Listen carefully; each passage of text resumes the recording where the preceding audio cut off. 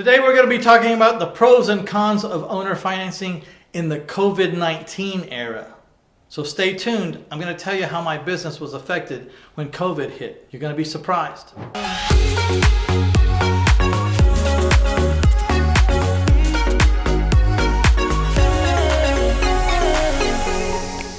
My name is Mitch Stephen, and I've been investing in real estate for over 2 decades, and I've been owner financing about 70% of those properties.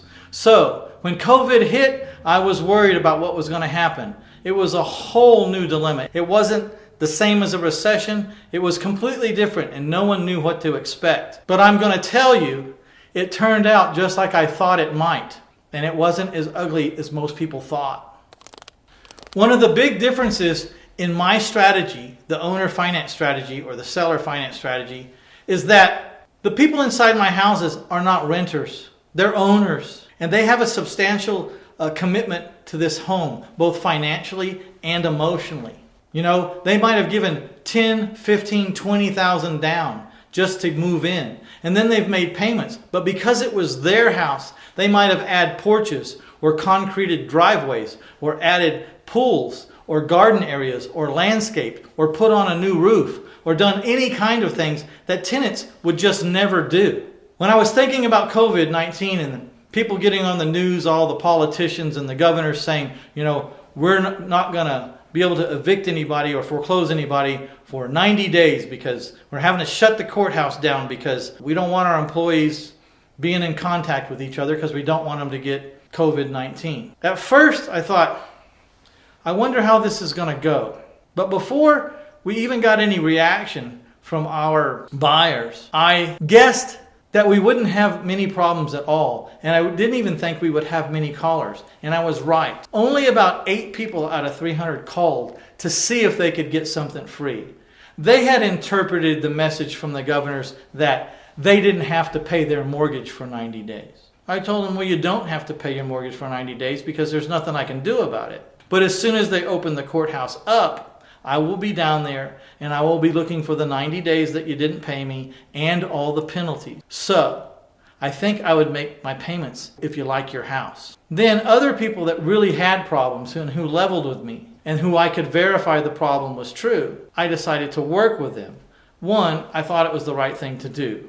2, it made perfect business sense. If someone was really struggling because their job got shut down and they needed time to find another job or to solve the issue, then I had agreed, instead of having to go out and find another buyer and having to do all this stuff, I agreed if they had been good payers and had been a non-problem client, then I agreed to just add the 3 payments to the back end of their note. We would rewrite the note and re-sign to give them 90 days of relief. But I didn't give them anything. I just moved the 90 days out. Even when I offered that, most of the people decided just to pay. One of them said, you know, I'm glad that you'll do that, and I know that you'll do that if I need it, but let me see if I can make it through without having to do all that. And they did. On the other hand, I have friends that have a lot of renters. Now, these renters, boy, as soon as they heard they didn't have to pay their rent for 90 days, they stopped paying rent immediately, like a lot of them.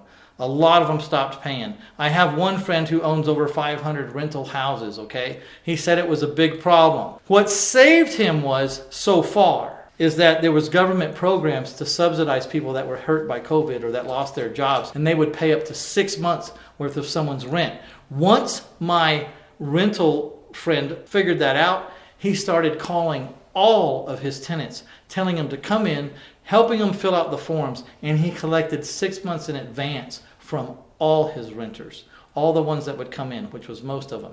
So, except for those government programs, it would have been a very bad deal. I kind of like my situation better. People were in houses, they had agreed to pay, 8 out of 300 called and inquired, and then all of them paid because it was their home and they valued their home and the financial commitment they had in it and the emotional investment that they had in it.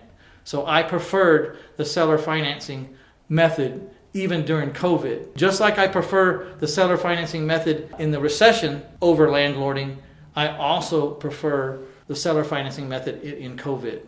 If you like this kind of stuff, please hit subscribe. do me a personal favor and hit like. And if you want a free copy of my book, My Life in 1,000 Houses, Failing Forward to Financial Freedom, please just go to 1000houses.com, click on the free stuff tab, and there you'll see an offer for a free copy of this book. All they ask is that you pay $7 for shipping and handling, and we'll get you a copy of that book. And because you're ordering direct like that, I'll have a chance to autograph it for you if that's important to you. All the books that come out of there will be autographed. So I appreciate your time. Thank you so much, and we'll see you in the next video.